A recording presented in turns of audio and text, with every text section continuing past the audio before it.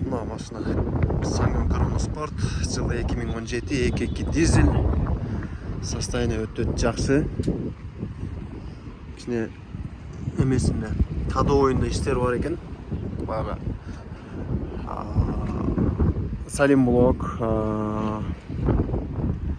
айдаштыларын Кореядан заказ кылып койдум, алар келет уже. Полный, короче, не болсо машина вообще идеально алып кетесиңер да.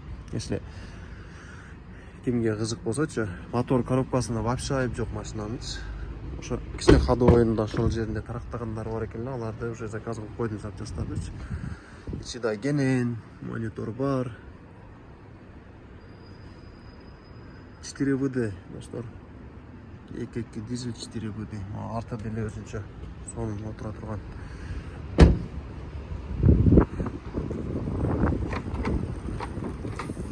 Ичи өзүнчө эле бир портерде эле да, мындай эендеги ээн көп нерсе батат ичинечи. Смело койдук тургансыңар, советтерди салып алып койду жүктөдүк. Вообще маселе жок, иши жок, козгош идеальный. Машинада бардык иштебеген частчок бар иштейт. Бир эле мына дөңгөлөгү эскире экен, калгандары бүт бары, протекторлору почти өтө жакшы состояниеда.